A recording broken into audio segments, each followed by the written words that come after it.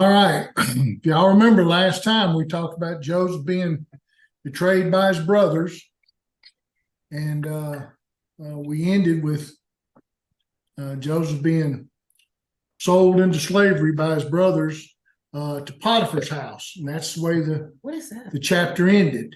The house of Israel, just to remind everybody, Benjamin, you see that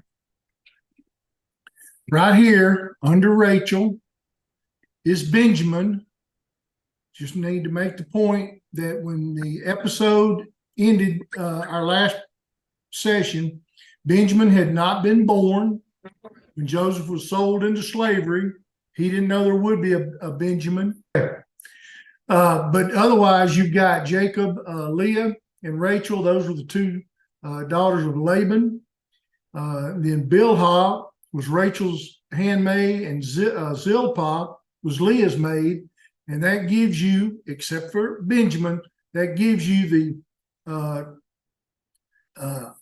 11 sons of Jacob.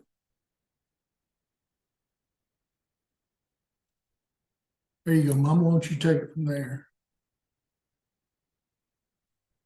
Okay.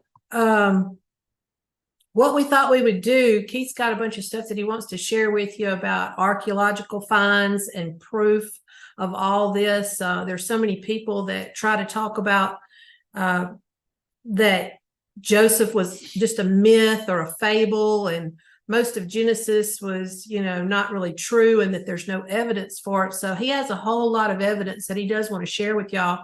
But we thought we would just kind of go through the story of Joseph really quickly, and just so that we have that background when we're discussing all these artifacts and things. Again, we want to make sure y'all understand we're not trying to read the Bible for you. No. But it's like we said before. Everything that was written in the Hebrew Bible, in the Old Testament, and the Greek in the New Testament is there on purpose. There's no error. There's no omission. It says what it means, and it means what it says. And we firmly believe that.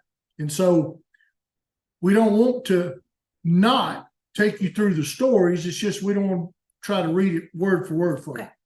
All right, so we thought that a good title for this would probably be When You Can't See the Why, because we thought about how many times in our own lives we've not seen the reasons that God might have done things till way far in the future, and then some of the things we still don't have answers to. That doesn't mean there's not an answer, but Joseph is such a good example of that.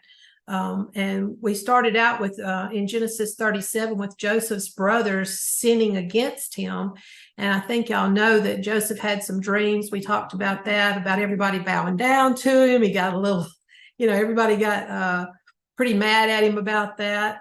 He may have been his father's favorite, but he wasn't the brother's favorite. And I think he was pretty much an aggravation to him. He was about 17 years old when Jacob, or Israel, sent him looking for his brothers to take something to them or to check on them. He went up as far as Shechem, and he didn't find them then, because they had already moved to Dothan, which was a better place for the flocks. So he aggravated them enough, I guess, that they took the opportunity. They took his tunic, his coat of many colors, which he was so proud of, and which, was a special gift to him. They took his tunic and covered it with blood and showed it to his father, who assumed the worst, believing that Joseph had been killed. They basically sold him to the Midianites. And then the Midianites took him to Egypt and sold Joseph to Potiphar, who was Pharaoh's captain of the guard in Egypt. Now, just so you'll know, the phrase captain of the guard, the actual position he would have held would have been something to the effect of chief executioner. He was the head of the Pharaoh's guard that carried out Pharaoh's orders, and that also meant capital punishment if it was necessary. Okay, and then immediately after we hear about Joseph being sold into slavery, there's a strange chapter that comes in about a woman named Tamar. And when women are mentioned in the Bible, it's always important toward the line of Jesus, usually. And that's why they're in there. But we're just really quickly, Judah, at that point in time, it says, left his brothers. He got married. He had 3 sons. He found a wife, Tamar, for his oldest son, Now, the Bible says that was wicked in the Lord's sight, and the Lord put him to death. We don't know what he did, what he didn't do, but the Lord put him to death. So the middle son, by tradition, was supposed to sleep with Tamar to provide an heir for his deceased brother. But you can read it for yourself how he disobeyed, but he disobeyed, and God put him to death also. So Judah told Tamar, he said, go live with your father until my youngest son is old enough. And then by tradition, he would let her lie with his youngest son. I might have said oldest. His youngest son, I think his name was, I can't remember. It begins with an S. But anyway, she was going to live as a widow. But even after the youngest was old enough, Judah still had not given Tamar to his youngest son, and she knew that. But she heard about Judah coming close by because they would make this trip to have their sheep sheared. Their sheep shearing party. Yeah, they had a sheep shearing. Just like they have rat killings in the old days, they had sheep shearing parties. So she disguised herself with a veil and sat by the road where she knew he would pass by. Mistaking her for a prostitute, Judah promised her a young goat for her services. She said, that's fine, but you don't have a young goat with him. I guess he only had sheep. She made him leave a pledge, and that pledge would be like something physical that she would hold on to until he came back with the price. With whatever he had promised. So what she had him leave was his seal, its cord, and his staff, kind of as collateral. So when he did go ahead and lie with her. And then when he tried to send a servant to pay with the goat, she couldn't be found, and they inquired about the shrine prostitute, and they were told there hasn't been any shrine prostitute here. There is no shrine prostitute. Tamar later revealed her pregnancy, and Judah wanted to have her burned. He said, bring her out here and let's burn her. And until she revealed that the seal, the cord, and the staff had been left with her by the man who did this, Judah, realizing that they were his, said, she is more righteous than me, and didn't of course do anything to her. She delivered twins, but the important part of this is the second son, Perez, was the line that Jesus came through. Now, why they stuck it in right here, I'm not sure. But that is important to the lineage of Jesus. Yeah, it's kind of like, by the way we would measure things, we'd say it was, okay, it's a good story, but it's out of place.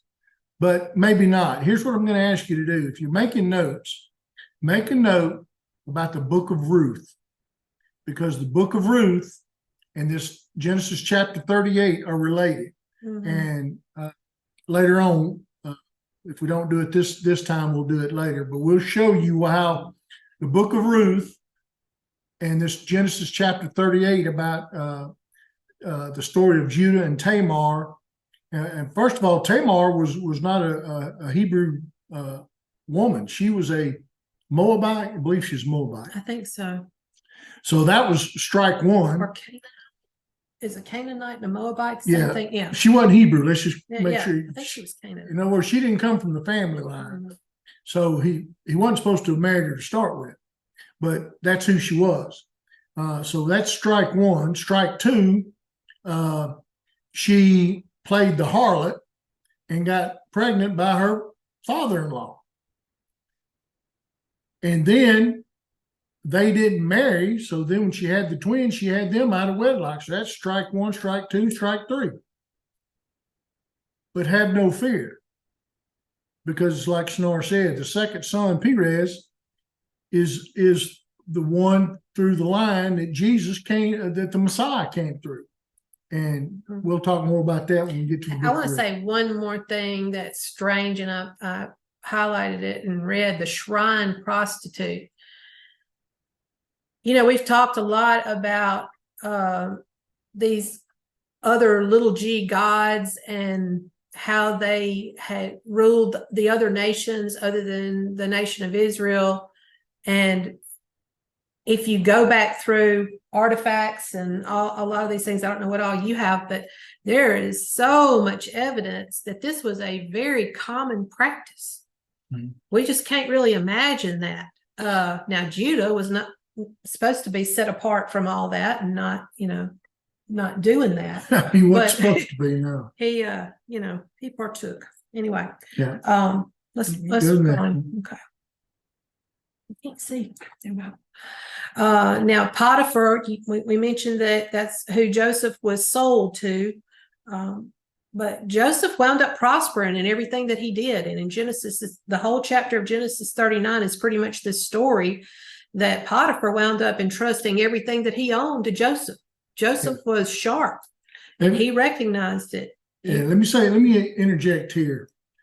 When you think of Joseph, think of Job. Toward the end of the book of Job, and y'all have heard me quote this, that after all Job had been through, after all he had suffered, after all he had lost, he come to the conclusion of his relationship with Jehovah. And he said, and this is Job, Job says, though you slay me, still I will trust you. Now that's Job. And we're in chapter 39 of Genesis, and we're talking about the story of Joseph. Well, it's so similar that Joseph never loses sight of his relationship with the one true God. Now, in a minute, I'm going to show you. It's just going to blow you away with what all Joseph was facing when he got to Egypt.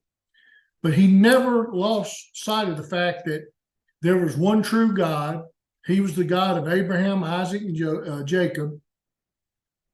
And as bad as we want to talk about Jacob, and if y'all remember 3 weeks ago, when we did have our last session, we talked about it's like Jacob succeeded in spite of himself. He was so let's bring up 2 points. One, Isaac was not allowed to go back to the pagan lands of their forefathers, the land that Abraham and them had come from. Yeah, he sent a servant to get the wife. He sent a servant to get the wife and bring her back to Canaan. Well, guess what? Jacob was sent to that land. Well, we covered in that lesson that this was a pagan land, that even though God was in charge of the Tower of Babel incident, and he had flat out said, I'm going to give all these tribes over to these little g gods. He said, I'm going to reserve for myself the line of Jacob. But Jacob was like, how many generations away at that time? Far down. And the book of, I believe it's Joshua, flat out says that Abraham and his immediate family, they were pagan worshipers. They worshiped other gods in the land of Haran, and I can't remember what the other little town is.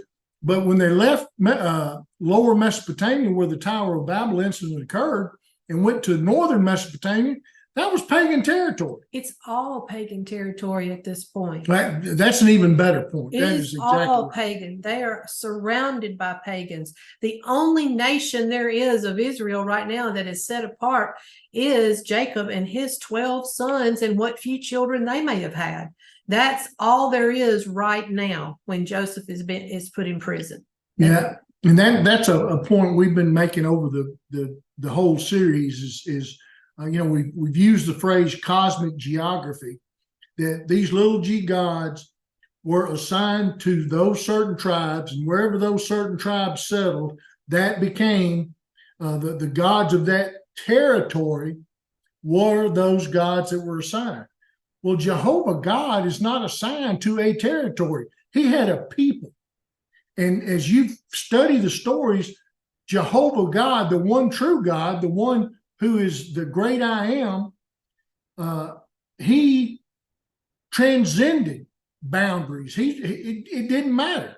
Canaan, as we said the last time, Canaan himself was cursed by Noah, and the land of Canaan was cursed. As you'll find when the Hebrews get ready to come out of the land of Egypt, you'll see how bad the land was cursed. But we're talking about Jacob. I'm sorry, we're talking about Joseph and his relationship to the one true God, Jehovah, El Shaddai, the God Almighty. That is not bound by geography. That's not bound by borders. That's not bound by any family name except the family line that contains Jacob. And we learn that from Deuteronomy. I've got that posted in here too. So anyway, go ahead with the rest of this. Let's kind of go through the rest of it. Y'all probably have all heard about Joseph refusing the temptations of Potiphar's wife, who tried to seduce him, but she winds up framing him with an article of his clothing and saying, "Told y'all, here's his clothing. He tried to do all these things to me," and Joseph's put in prison. But God was still with Joseph, and the warden of the prison placed him in charge of the prisoners. And the Bible says, for all that was done there. So here again, he's prospering. Joseph is sharp. People are ready to, and he is of good character. People want to turn things over to him and trust him. So here we are in prison now in Genesis 40. And you remember Joseph had his dreams himself as a youth, and now he finds himself in the same prison with the Pharaoh's chief cupbearer and his chief baker. And both had dreams, and quote, "but no one to interpret them. And Joseph said to them, 'Do not interpretations belong to God? Tell me your dreams.' Joseph only asked that they remember him to the Pharaoh when all goes well." After the chief cupbearer got a favorable interpretation of his dream, which was restoration to his position in 3 days, the chief baker opened up and revealed his dream. Well, his interpretation was not so favorable. He was to be dead in 3 days and crucified with the birds eating his flesh. So all came true exactly as God had revealed to Joseph. But it says in Genesis 40:23 that the chief cupbearer, however, did not remember Joseph. He forgot him. Yeah, before we leave this page, let's talk about how the three of those men got into the same place, same time. Something happened. The Bible's not clear about what could have happened that Pharaoh got mad at him. All this is such a good story. You really need to go read these chapters. Yeah. The details are really interesting. But whatever it is, from the time they were thrown in there, Pharaoh, and this is just conjecture, there's nothing in Scripture that confirms any of what I'm saying. So I'm telling you right now, it's just conjecture. This is just what we've tried to say. That number one, it had something to do with food. Either Pharaoh got sick, almost died. Oh, that's what I was wondering. That's what Cynara said. But whatever it was, he got mad and he threw both of them in prison. And they were in there for a little while. But by the end of 3 days, they were going to get out. Joseph prophesied that to them by interpreting their dreams. Once they dreamed, they got out 3 days later, but they'd been in there a while. Yeah, well, you seem to think that. All right, but here's the thing. One of them was restored to his prior station. The other one was crucified and had his head chopped off, and the body crucified, nailed to a tree. So apparently, either somebody ratted out the baker, or somebody told the truth, and or somebody lied on him. We don't know. Or somebody lied on him. But anyway, Pharaoh thought The baker is the one that had done what he did, and he brought the cupbearer, the King James and New King James use the phrase butler, and brought him back and restored him to his original station.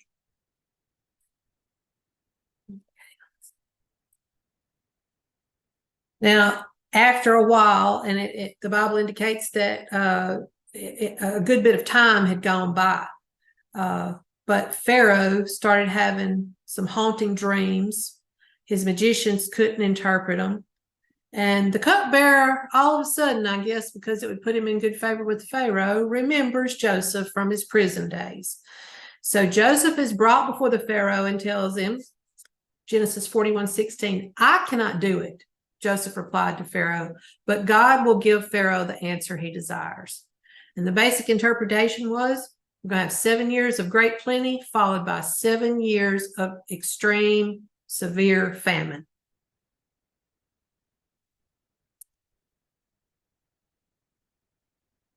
Joseph and the confirmation of two.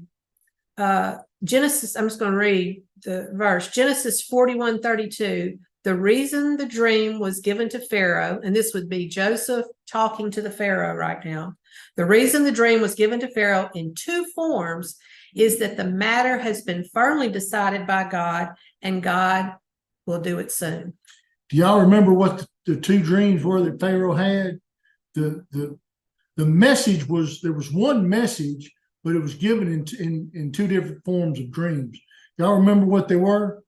One was some really fat, healthy cows came up out of the river bottom, and they were, eating lush grass and just enjoying themselves. And then 7 really, really I'm talking about bony, just sacks of bone-looking cows came up out of the river bottom after the fat, healthy cows had appeared and ate up the fat, healthy cows. And even though the skinny, just walking death cows had eaten the fat cows, nothing changed. But there they were. They had replaced the healthy fat cows. And then the other dream was there was a stalk of corn that had 7 really full, and some of you younger ones that's never seen a good cornfield from, when we grew up in the country, a single stalk of corn had full, just really plump ears of corn with plump kernels and so filled out and long and green, 7 ears of corn on it. And then right after that, a stalk of corn grew up and it had just dried. It wasn't anything but the cob left just about. And it had 7 cobs of corn on it, and there was nothing there. It was all parched and dry. And that stalk of corn ate up, that's the dry parched stalk of corn ate up all that was on the plump, full stalk of corn that had first appeared. And this mystified Pharaoh, and none of his magicians and wise people could interpret the dream. But that was the 2 dreams. And then this is what Cynara is referring to when Joseph said, the fact that you had this dream in 2 different forms confirms that this is straight from God.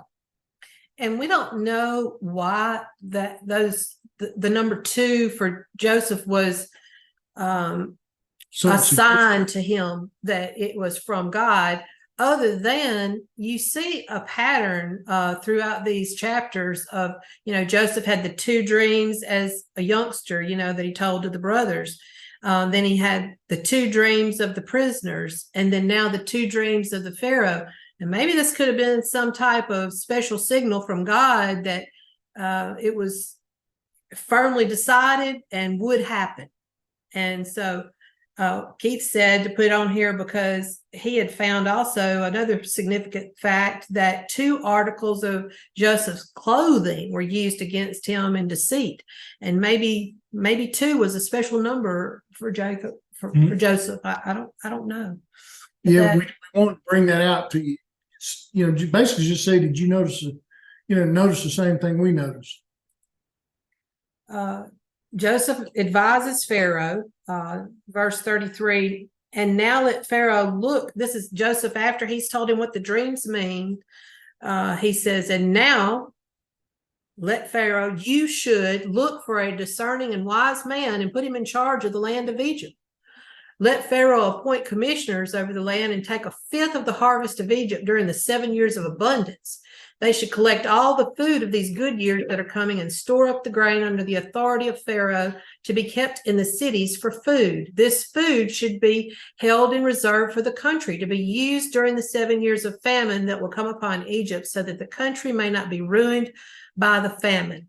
The plan seemed good to Pharaoh and to all his officials. So Pharaoh asked them, can we find anyone like this man, one in whom is the Spirit of God?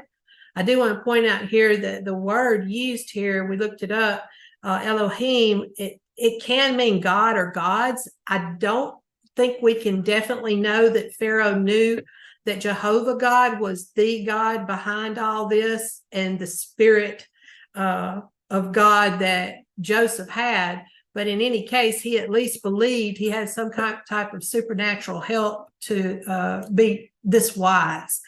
Then, there's no evidence that Pharaoh knew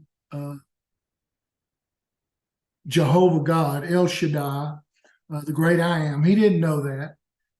And we put the note on here that he actually used the word Elohim, which, as we all know, Elohim is a supernatural being. We've talked about that before. Yeah. So, but there's no doubt that if you spend any time at all with Joseph had somebody that was making him special.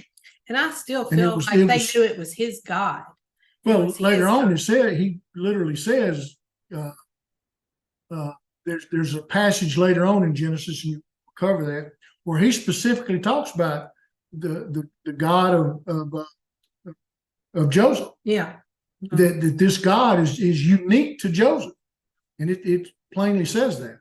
And then Pharaoh said to Joseph, since God has made all this known to you, there is no one so discerning and wise as you. You shall be in charge of my palace, and all my people are to submit to your orders. Only with respect to the throne will I be greater than you.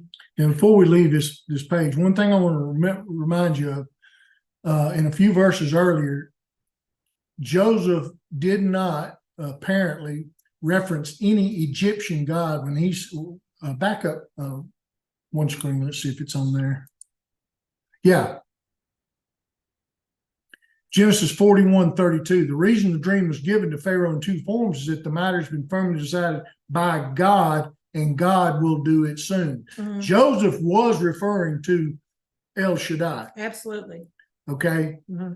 He did not reference any of the Egyptian gods. No. And they had a lot. Yeah, as you'll soon see. Now click the page. Okay. So when Pharaoh is talking to his peers and to Joseph, it appears that he's understanding something unique is here, and he's giving deference to the God of Joseph. I think so. Okay, but does he know El Shaddai yet? Does he know the great I am yet? We don't think so. It doesn't appear. I wish he'd said since Jehovah. So I would know. That would make it clear. Or Yahweh. But we did want to point that out to you. That Joseph had no doubt who he was talking about. He was talking about the God of Abraham, Isaac, and Jacob.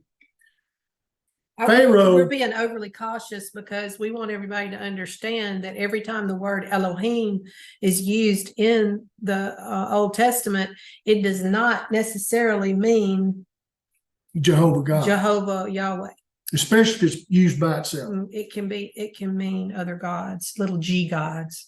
All right, go ahead. So Joseph is in charge of Egypt. And so Pharaoh said to Joseph, I hereby put you in charge of the whole land of Egypt.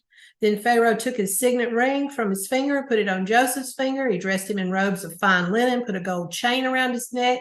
He had him ride in a chariot as his second in command, and people shouted before him, make way.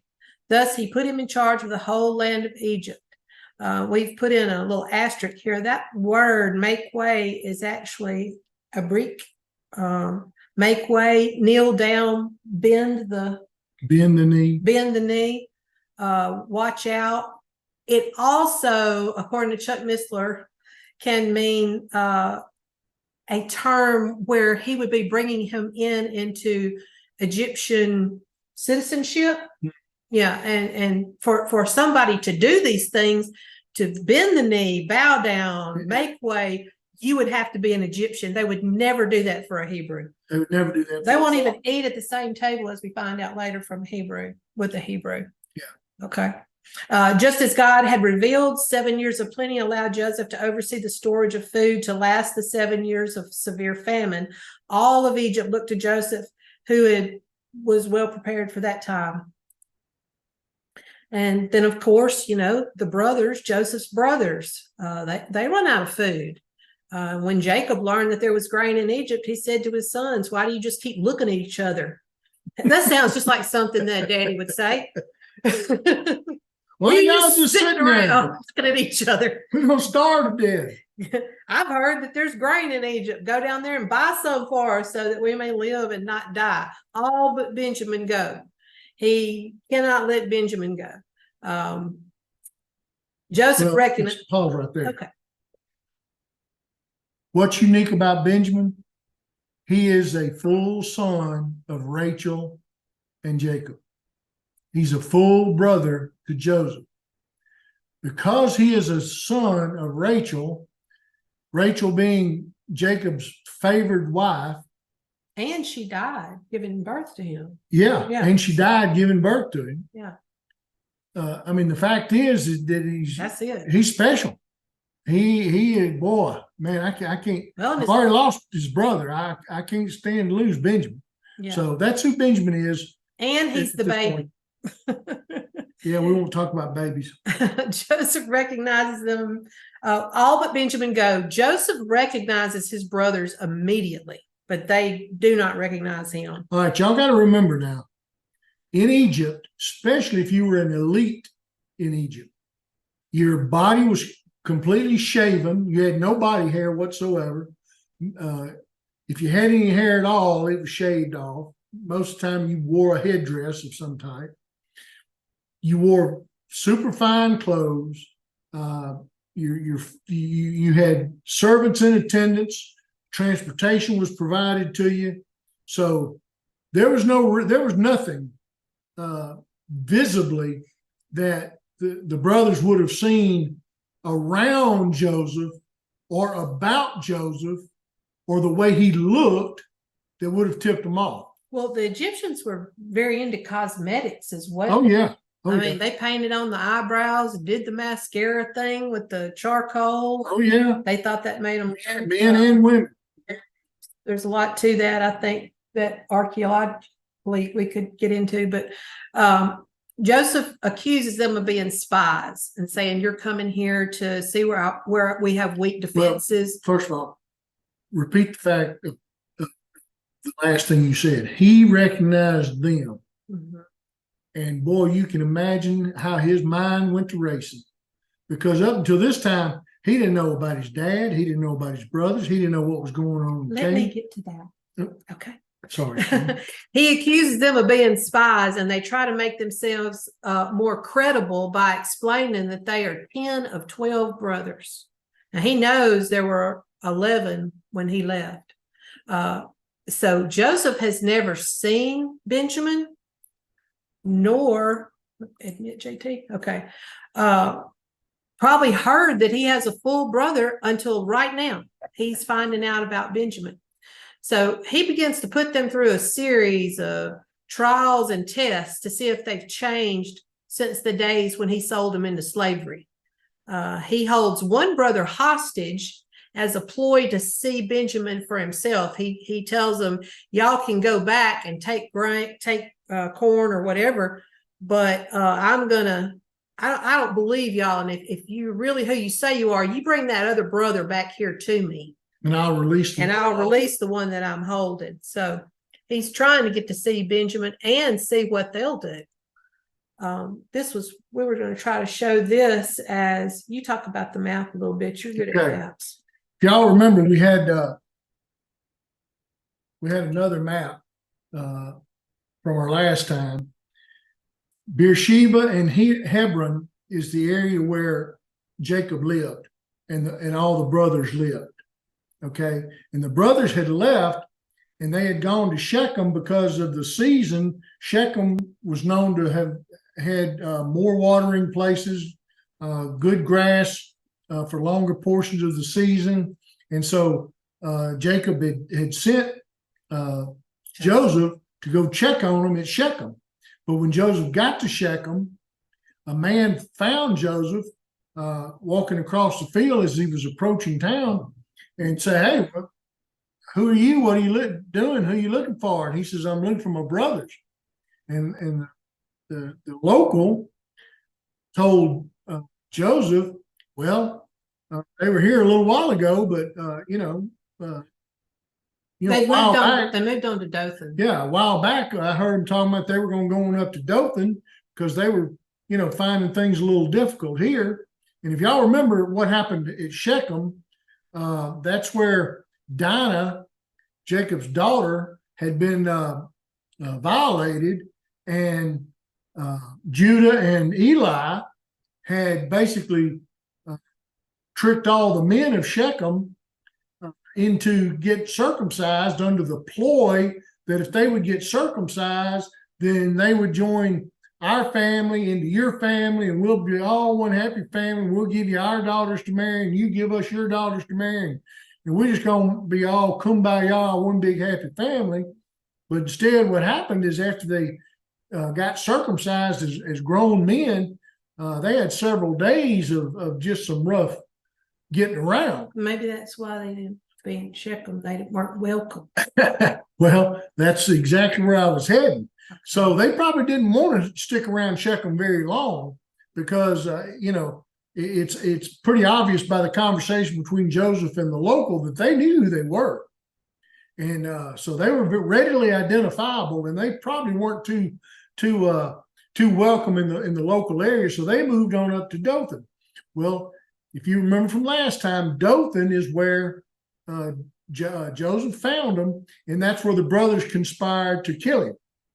And then they said, "Well, let's don't kill him. Let's at least make some money off of him." And so he was sold to the Midianites, and they took one of the highways and sold him into slavery in Egypt to Potiphar's house. They called it the way of the sea. Yep. Yeah. To, how do you say that? Avaris. Avaris. Mm-hmm. And so that's where that area right there is where Joseph is. And you'll see here is the Nile Delta. In case you didn't know this, the letter D in our alphabet comes from the Greek letter delta, which is triangular shaped. Well, if you think, I wasn't through with that. I know, I'm trying to take it away from you. Okay. Well, if you notice, the Nile Delta is roughly triangular shaped. Yeah. And so that's where our word delta comes from, and that's where the letter D comes from. Huh. Okay. That's interesting. But okay. the main thing I want to point out to you is, what's that word right there? Goshen. Goshen was the most lush. It's prime real estate. Prime real estate. Because you got to remember, desert, desert, desert, desert, desert. You got the Sahara Desert way southwest of here. Rivers and streams. Yeah, and here's the Nile River coming from deep in the heart of Africa, coming north, and then it breaks up into all these tributaries when it finally empties into the Mediterranean Sea. Mm-hmm. See here? Well, that forms the Nile River Delta, and Goshen is on the east side of it. And historically, there's a site called Avaris, the town of Avaris, and this is where Joseph basically had his headquarters as he's trying to take care of all the nation of Egypt. Okay? And we had originally named this, I think we had it on the first page, the land of Goshen. I don't know, some of us are old enough to remember our grandparents. I can. And we started on down this path this morning talking about, they'd say land of Goshen. Have y'all ever heard that? Land of Goshen. That may be a deep South thing, but Well, Tammy, your grandpa, Papa Val, I distinctly remember him using that phrase, land of Goshen, and on two different occasions, and it was always to basically be an exclamation of surprise or wonderment. like a windfall. Yeah. Like, well, land of Goshen, there goes so and so. Aren't we glad to see them? But it Well, was you land of Goshen. Here comes Tammy and Yeah. Chuck. Come to yeah. see us. You Oh, yeah. remember that? Yes. And Okay, well that's where the phrase "land of Goshen" comes from. because it was such a great, It was an actual biblical reference, which as a kid I didn't know that. and also that from that came land's sake, land's sake. So it was just land's sake by the time we heard it. Yeah. My folks were deeper in the woods because they would say land of Goshen. It hit when you said land of Goshen, but they did it. It was pronounced by them land of Goshen. Land of Goshen. Look at them folks yonder. Or Yeah. something There like you go. That's it. That's it. And so we did a bunch of looking up to see what that was. Well, that's And it so right we're- there. The land of Goshen. Well, that's where Joseph ended up. Avaris was his capital. Avaris was one of, and I'll cover this later, but Avaris was one of a whole number of cities that that Joseph had the Egyptians build a whole lot of infrastructure, like when you're traveling in the Midwest of the United States, you see these big, huge grain elevators. Okay, gotta hurry. 715. Grain elevators that are above ground. Well, in Egypt, they couldn't build grain elevators. So what they did was they built huge pits. And I mean, when I say huge, I'm talking about they were unbelievable how big around they were and how deep they were. But that's what they were for. They had steps going down on the side.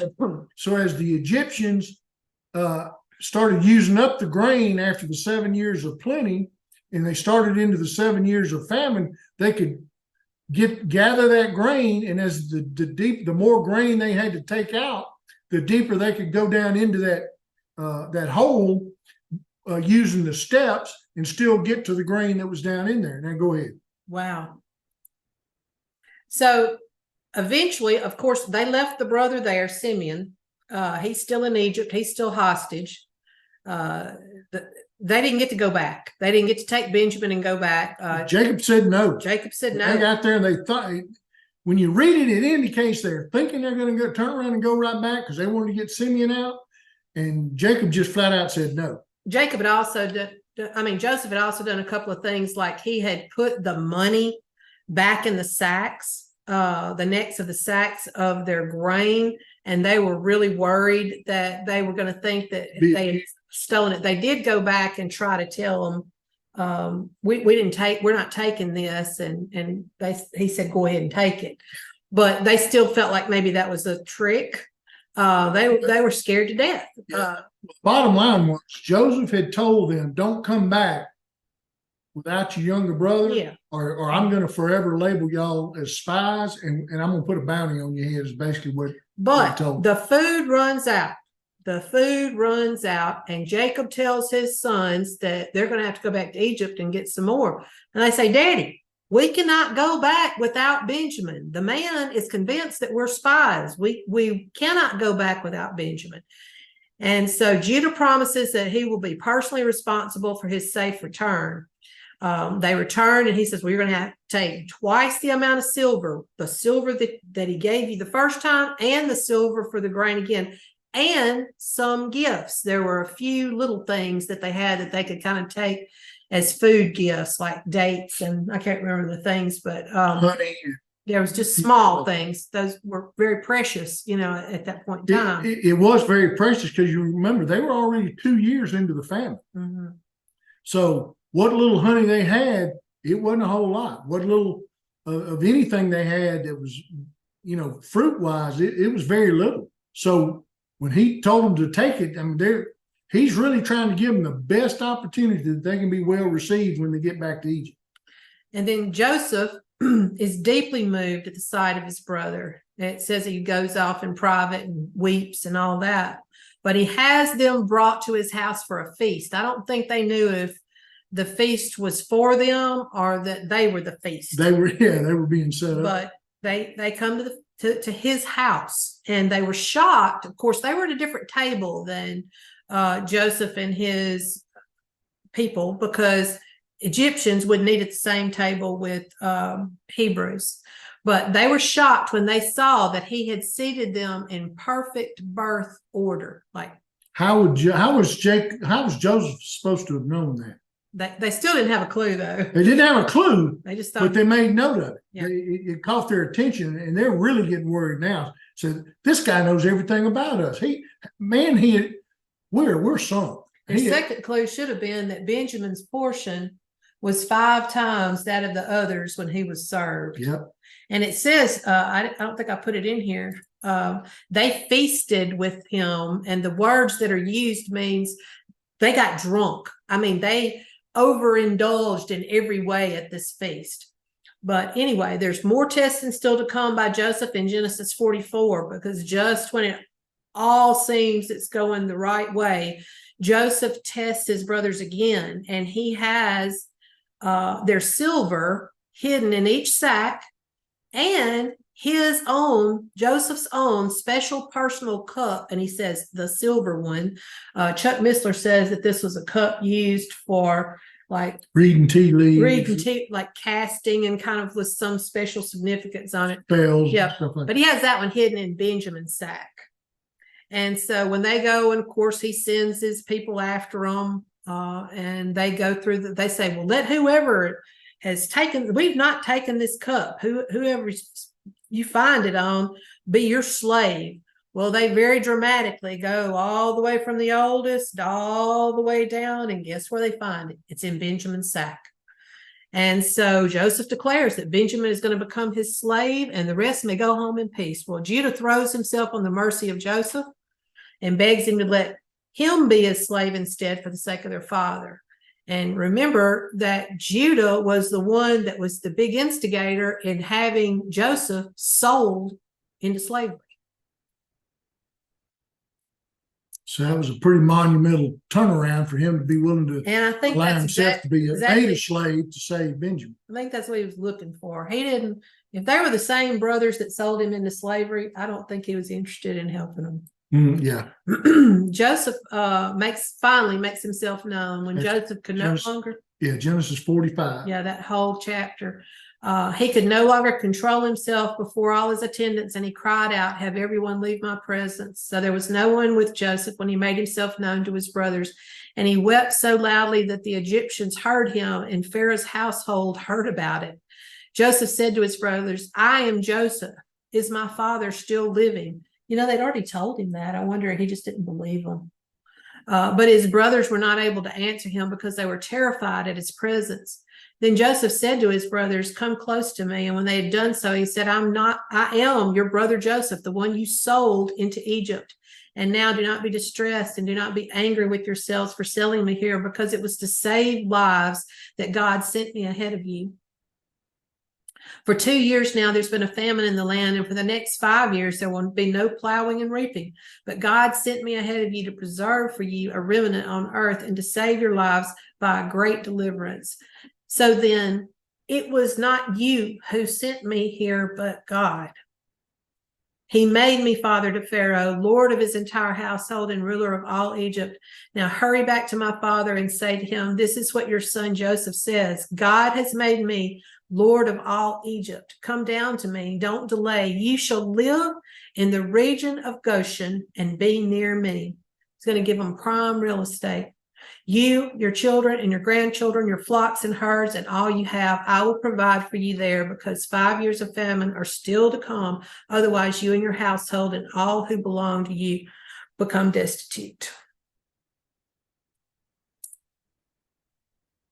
So Israel set out with all that was, well, they go back and they say, they have a hard time convincing him that it's Joseph and that he is alive. He doesn't believe them at first, but they finally tell him that he's alive and has sent for them. And so Israel set out with all that was his. And when he reached Beersheba, he offered sacrifices to the God of his father Isaac. And God spoke to Israel in a vision at night and said, Jacob, Jacob, here I am. He replied, I am God, the God of your father. He said, do not be afraid to go down to Egypt, for I will make you into a great nation there. I will go down to Egypt with you, and I will surely bring you back again, and Joseph's own hand will close your eyes. Then Jacob left Beersheba, and Israel's sons took their father Jacob and their children and their wives in the carts that Pharaoh had sent to transport him. So Jacob, remember, he can't walk.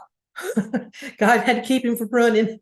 So Jacob and all his offspring went to Egypt, taking with them their livestock and the possessions they had acquired in Canaan. Jacob brought with him to Egypt his sons, grandsons, his daughters and granddaughters, and all of his offspring.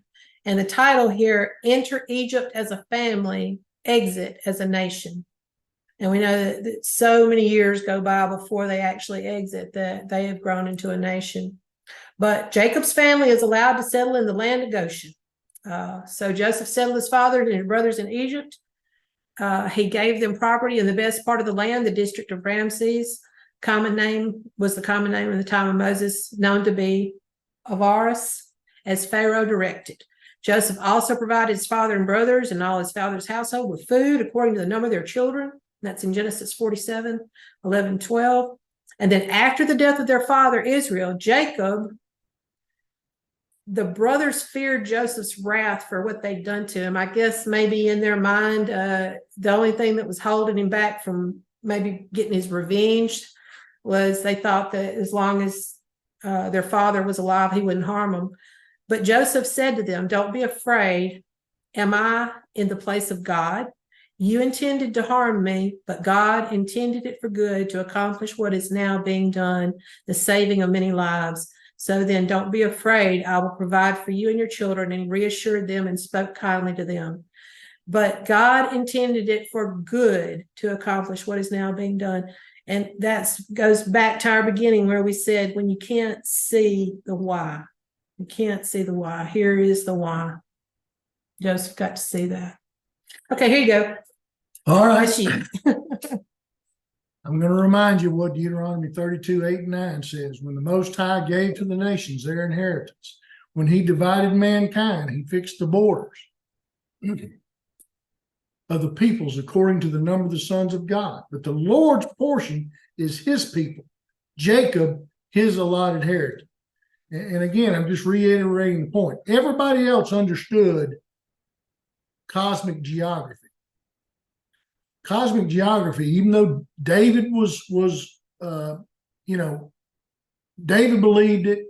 Naaman, the Syrian leper, he wanted, when he had been healed by Elisha, and he said, hey, I'm going to start worshiping your God. He wanted to take 2 mules worth of dirt from the land of Israel back with him when he had to go back to Syria.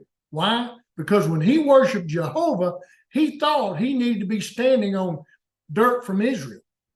And the same way with King David. When King David was afraid he was going to be banished when he was running from Saul and his henchmen, he was afraid that if he was banished and never allowed back into the land of Israel, that he was going to have to start worshiping other gods. And in our lessons before, we've covered all that. But that's just the humanity of trying to understand everything. The reality is borders and dirt, boundary lines that only meant something when you were talking about everybody but the house of Israel. Okay? Now, I'm giving you the front cover of a book. First of all, I'm going to come right down here. Douglas Petrovich. This guy is one of the smartest, best researchers. We have this book, and part of this book, we've sourced a lot out of this book to bring you a lot of what we now know about. We act like we're trying to sell a book or something. Yeah, we're not trying to sell his book. There's no. But I'm trying to tell you that if you want to get this book and get a copy of it, it's pretty technical. It is chock full of the documentation that he uses. But better than trying to buy the book and read the book and understand it word for word, what I'm going to suggest you do is look for YouTube videos where this Douglas Petrovich is speaking or teaching out of this book, because he'll be speaking. He doesn't get super technical when he's giving his talks. His talks are geared more for us, people like us, okay? But I can assure you this book is unbelievably well documented. Source material and things like this. It's really a good book. And it's one of the sources we use. I'm trying. All right. You know, we started this mainly because, let me see what this chat says up here. Oh, Land's sake to yeah. Okay. Let's see if I can get rid of this now. Okay. I mean, something as simple as, well, there's no record of Joseph anywhere in Egyptian archaeology. Duh. There is. Why would you expect to find the name Joseph in Egyptian archaeology? It doesn't make sense. Just in Tell him why. Genesis. Well, because his name was changed. He was given an Egyptian name. As a matter of fact, he was given several Egyptian names. Now, was there a person who was put in charge of all of Egypt? Yes. Was he the number 2 in command under Pharaoh? Yes. Was he the one who had to plan all the infrastructure, building reservoirs to store water, having these huge grain pits dug out of solid rock? Yes. Is the record of that particular? Yes, they're all the same person. Yeah. They didn't know where he was buried. And the famine is documented. Famine is documented. Yeah. Okay. Genesis 41:45. And Pharaoh called Joseph's name Zephnath-Paneah, and he gave him as a wife Asenath, the daughter of Potiphar, priest of On. On is a city of the sun god. It's also called Heliopolis, which was right there close to Avaris. Yeah. So Joseph went out over all the land of Egypt. Now, this is the scripture, but the record of this guy it's all over. But you've been told that the book of Genesis is a myth. It's just stories made up to give a historical claim on the land of Israel in the Middle East. It's not. That is not true. We have been so severely lied to about our Bible. It's not even funny. They treat it like it's a fable, like, Yeah, and similarly, there's several similarities between Joseph, the narrative about Joseph, and the narrative about Daniel. In the book of Daniel 1:7, and the chief of the eunuchs gave them names. Daniel he called Belteshazzar. Hananiah he called Shadrach. Mishael he called Meshach, and Azariah he called Abednego. So that's Daniel and his 3 friends. The 3 friends were thrown in the fire: Shadrach, Meshach, and Abednego. Well, those were their Babylonian names. Those are not their Hebrew names. Daniel was the Hebrew name. His Babylonian name was Belteshazzar. Joseph was the Hebrew name. Joseph was his Hebrew name given to him by his mother. Zephnath-Paneah was who. He was the first Egyptian name. Mm-hmm. I love to change names anyway. Okay, Even Hebrews did that. Right. Here we go. All right. Who was the Pharaoh of Joseph and Jacob, the brothers coming to Egypt? Who was that Pharaoh? I can tell you right now, the record shows that it was Sestrosis II. He was the Pharaoh to Joseph. He reigned from 1844 to 1837 BEC. Remember, this is before Christ. So times before Christ, they're counting down toward the birth of Christ. Okay? We are in AD, which really stands for Anno Domino. It means in the year of our Lord. So we're adding time. 2023 comes after 2022. Well, for all the years, time periods prior to Christ, you're actually counting down. So the further back is the larger number. And the closer you get to the time of Jesus, the numbers get smaller as they come, okay? So that's why it's 1844 to 1837 BCE. All right. Exodus 12, 40 through 41. The time that the people of Israel lived in Egypt was 430 years. At the end of 430 years, on that very day, all the hosts of the Lord went out from the land of Egypt. Now, since we know the exact date of the Passover night and the beginning of the Exodus the next day, which is April 24th, 1446 BC, we can know the date upon which Jacob and all of his family finally settled in Egypt in the land of Goshen. Now, part of the problem with trying to fix the Exodus and the Pharaoh of the Exodus, it could be confusing if you didn't follow the details, but the details clearly show, and let me say this, I didn't go into the details here, but the reason we can know the exact date of the Passover is because there's a reference in, let's see, did I not put that in here? Oh, yes, I did. It's a reference back in history from the time Solomon built the temple. Yeah, And I can give you that next time. that's okay. But that's how we measure. So we know when the Exodus occurred, and then Exodus 12, 40, 41 says that they got to Egypt 430 years before that. Okay. There were actually 5 Egyptian names for this man who the evidence clearly shows this is Joseph of the Bible. We know it's Joseph. Yeah. Okay.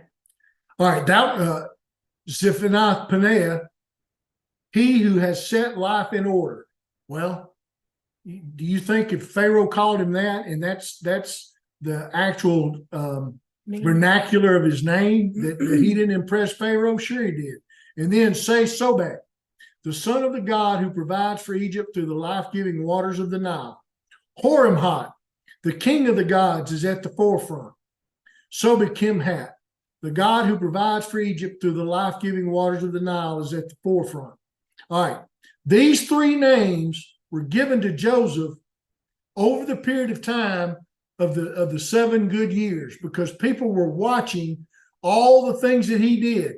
And 2 of these names were given to Joseph after he had gotten a long way in his progress of building dams on these tributaries of the Nile, one of which was right there at Avaris. In other words, to impound large bodies of water for obvious reasons. We're fixing to go into a 7-year period of severe drought. So all the water he could impound behind dams, that's what he did.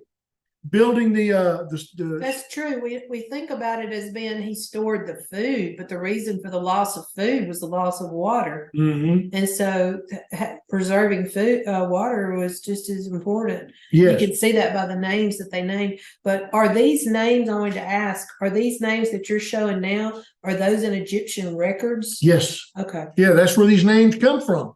Hmm. They're in Egyptian records, but they're talking about the man who Pharaoh put in charge of getting ready for the 7 years of famine. And they didn't put after it, AKA Joseph. No, they wouldn't do that. No. That was not the Egyptian way. No. The Egyptians had no regard whatsoever for foreigners. Don't you wonder if they even knew he was Hebrew? You know, somebody said, I heard he was Hebrew, and they said, no, he's not. I mean, you know. Well, the common people wouldn't have known that. No, they wouldn't have known. They wouldn't have been allowed to know that. They wouldn't have been allowed to even say it, because by this time, with Pharaoh putting him so high up in his, adopted in. he had been adopted in. That would have been, punishable by having your head chopped off. Sure. Okay. Okay. Who is Sobekimhat? Now remember, Sobekimhat was one of the names of that particular man who was second in command only to Pharaoh himself. All right. That's I the went the wrong. Did I go the wrong way? I You did. just went extra. No. Okay. Sobekimhat right there. That's one of his names. Now look at the next slide. Who is Sobekimhat? Tied to this very name is a person to whose burial mastaba that's burial tomb. Pharaoh himself brought offerings when Joseph died. That's the person who was named Sobi Kimhot. Who else was Sobi Kimhot? A person Pharaoh listed as a member of the elite, meaning Pharaoh's inner circle. A person Pharaoh called foremost of hand. In other words, for you Game of Thrones fans, the hand of the king. Well, there you go. Number two, okay, foremost of hand. Controller of the entire land. And he who has authority over every preeminent office. Now, when the Bible says Pharaoh made him the number two, the only one higher than him was Pharaoh, that's who he's talking about. And then finally, a person appointed to be the ruler of retinue. That's the Asian people from the Levant. Whenever you see that retinue in Egyptian records, they're talking about the Asian migrants who basically the Hebrews and any other Asians that had come and lived in Egypt. Okay? Gotta hurry. I'm going to try to hurry. Avaris. Right now, it's located at Tel El Daba, Dubai. It's the site of overwhelming evidence of heavy Asiatic occupation, principally beginning at the time of Joseph and lasting until the day of Passover. Well, that would be his family. His family and all their descendants and all the ones that they just kept. Well, Asiatic would have been them. Would have been them, yeah. Now, I'm not, I mean, it would take days to go over all the evidence that showed that. Styles of houses. Well, here we go. It's near site of one of the many reservoir creating dikes built by Joseph on Nile channels during the period of 7 good years. Evidence indicates it was one of many storage cities. In other words, Avaris had one of those deep dug pits to store grain. All right. Site of huge military presence that was abruptly abandoned after the day of Passover. Wonder why? The Hebrews were no longer slaves. We didn't need a heavy military presence to keep a finger on them, to keep them in line. They let the people go. So Avaris is the site of a military compound, a huge military compound. I mean, if you were trying to keep watch over 1 million or more slaves, how big of a military base would you need? A huge one. Well, the evidence is this military base that was at Avaris was abandoned almost immediately after this time period of the Passover. There are people that say that they were never enslaved there. Why would you have to have military presence if they weren't enslaved? Oh, there's so much evidence. I mean, we'll show you, okay? Avaris continued, site of excessively huge numbers of clean animal bones, all buried at once in a hurry, dating from the time of the Passover. Wonder what could have caused that. Well, that would be all the sacrifices that they did for the lambs to put the blood over the Put the doors. blood over the post. Yeah. Well, they had to not only get the blood, they had to sacrificially dispose of the carcasses. That's true. Well, guess what was found at Avaris? And why only clean animals? Exactly. It's not to be confused with occupancy by the Hyksos rulers. These were foreign invaders who were not from Canaan that came in approximately 200 years after the Hebrew exodus. After the Hebrews got the heck out of there, there was a period of time, not all the Asians left. You got to remember now, the trade routes that the brothers came in on and went back and got Jacob on, those were trade routes that were old. They were commonly in use. So there were Asians coming and going to and from Egypt. Okay, so the fact that Avaris, the population of Avaris, I mean, it went down overnight to almost nothing. The military base left. Okay, but that didn't mean that all the Asians were. I mean, there were no. I'm not saying the city was abandoned because the record shows it was not completely empty. Okay, there was some small remnants of Asians who stayed there, but obviously they weren't of the tribe of Jacob, family of Jacob. City, I said city, but it's really the district. It's like Rankin County and Brandon. The district was later rebuilt as an Egyptian capital called Ramses. And this is what Moses referred to when he called it Ramses.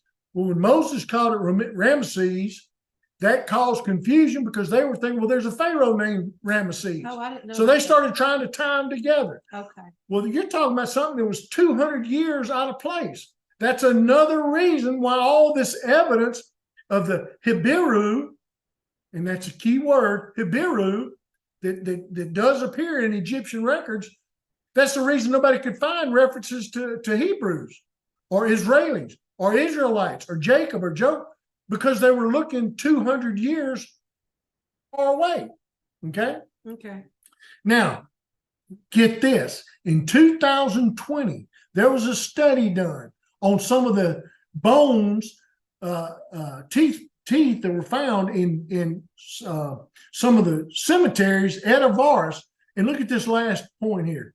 Strontium isotope testing of human teeth showed a significant migration of Avaris residents who had come from the area of Canaan during the time of Joseph and Sesostris II. That's only 3 years ago. But this confirms two major Asian occupations of Avaris. But the first one, which is way back in the 1800s BC, was the Israelites, were the family members of Jacob and all of their descendants. Who grew to be a nation. That grew to be a nation, yes. Okay. Now, this is what I wanted to hit you, and I'm not just going to hit you real quick, real hard. This is what Joseph came into. Now, you got to remember, it's like Cynara said a while ago. Heck, Canaan was a pagan area. Everything was pagan. Everything was pagan because God didn't attach himself to dirt. God attaches himself to his people. Okay? It's true. So everywhere Abraham, Isaac, Jacob, Joseph, all the brothers, everywhere they were, those were pagan areas geographically. And they are running into these notable little g gods of ancient Egypt, which are. And here they are, god of funerals and embalming. That's a typically shown as a crouching, a sitting dog. Okay, Bast is a cat goddess. That's usually a human body with a cat head.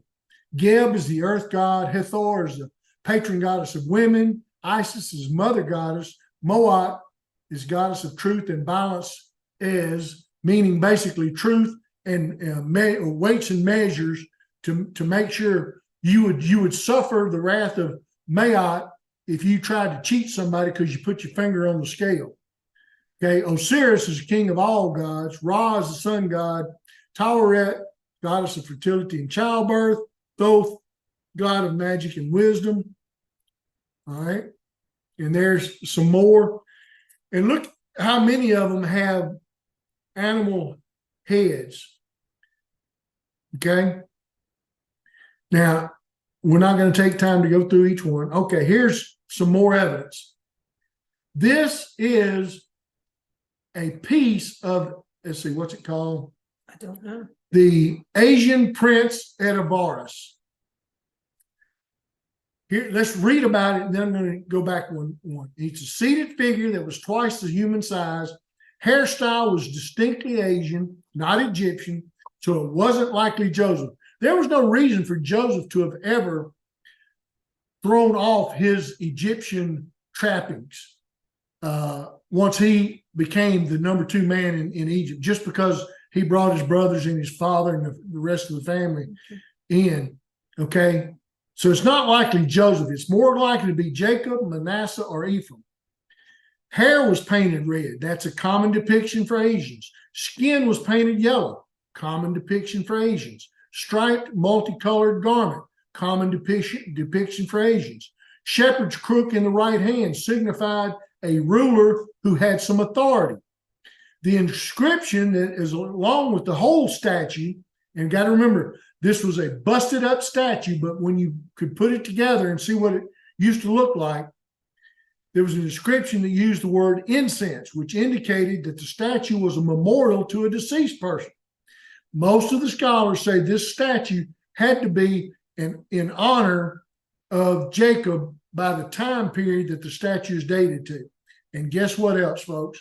There is no other statue like it in all of Egyptian archaeological records. Go back. Okay. Okay. Now here is the lower head and shoulder from the back. This is the back view of that statue. That is a headdress. Remember, Egyptians, they wanted no skin, no body hair at all. Okay. They wore anything out. The women wore wigs. Other than that, the men wore headdresses, and that's it. Do you have a better picture of all of it? I've tried to get it. I'll try to get it next time. All right, but there's the yellow skin, and this is the multicolored striped coat. Okay. And next time I'm gonna try to get you a good view of what the statue when it was put back together. Now again, not all the pieces were found, so there's pieces of it that never did get put back together. Okay, we just can't tell much from that. Yeah, you can't tell much, but it hits the high spot. That's Asian. That's Asian. This is Asian. Okay. Now I put this in here to show you again. Land of Goshen is the eastern part of the Nile River Delta. This triangular shaped piece of the delta right here. There's Goshen. All right, these are inscriptions. 6 Levantines, Hebrews of Bethel, the beloved. Here's the explanation of this. Here's the actual thing here. Here's what it looks like when it's drawn out. Y'all may not be able to see it on small screens. This inscription names the Hebrews as being from the Levant, i.e. foreigners, specifically from where? Bethel. Who's from Bethel? Jacob,